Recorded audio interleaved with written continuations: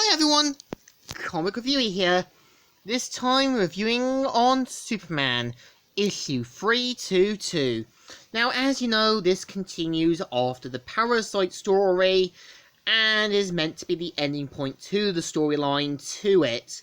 That the next issue did cover Atomic Skull, and the cover has Superman and Parasite duking out with laser vision. Well, people are being caught in the crossfire. And it starts off how Parasite points out about his master plan, and how back at the last issue, Superman simply is falling to his death, even recalls all the events that led to him putting on the lotion and Parasite defeating him.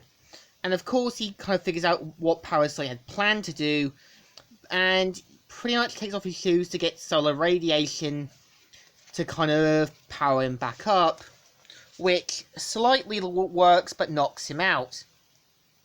And pretty much Lois and Perry Roy are heading back to the mainland, and pretty much they do point out that thanks to Superman stopping the foreign enemies, and they do point out that since basically Superman kind of exposed everything else, the project had been compromised, as a laser system was supposed to be a test thing to protect them from foreign terrorists.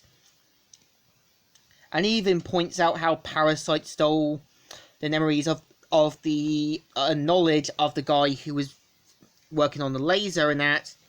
And he pretty much points out about Parasite wanting $1 billion. And Lois says, well, for God's sake, why didn't they just cancel the test?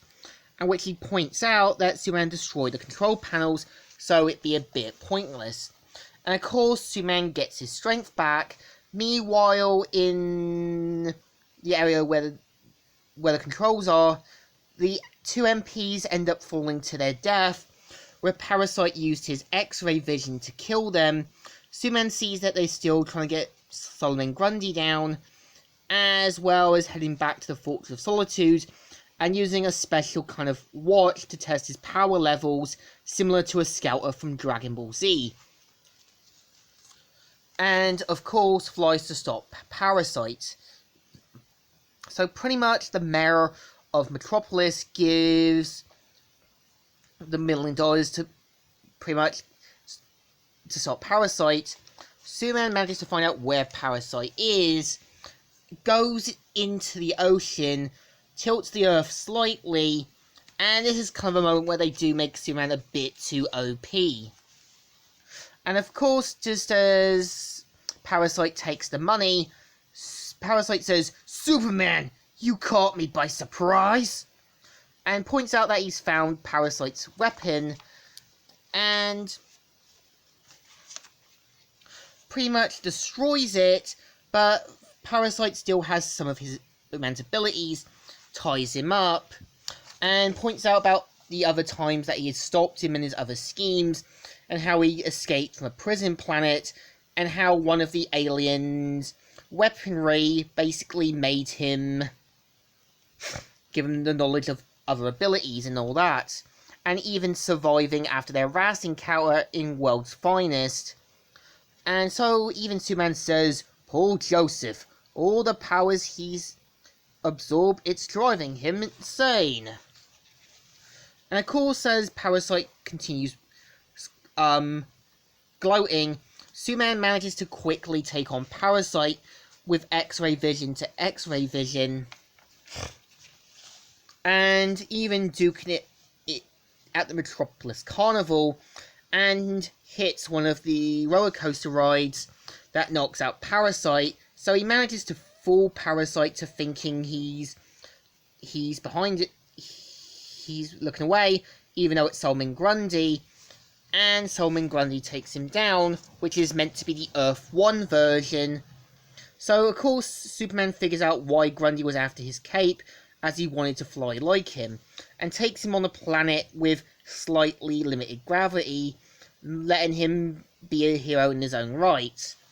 And of course, in the military base, one of the commanding officers says, "And that's a score I'm going to settle with him." Now, keep in mind, in the Earth 1 version, Lois Lane's father was never a military general, but in the post-crisis he was. So if he was, this would have been a better idea. And of course, Superman meets Lois, and of course have a nice dinner together, ending the story, while giving Lois a kind of Kryptonian moon ring. And this was the story. I would say the story does feel like a pretty solid Golden Age story, but I do think they do make Superman a little too OP, but I'm glad they don't do it too much in the issue. And yeah, when you actually look at the post-crisis, they do at least slightly tone down Superman's abilities to some extent. So I think the issue deserves a thumbs up. Still good, and still alright. So, Comic Reviewer here, signing out.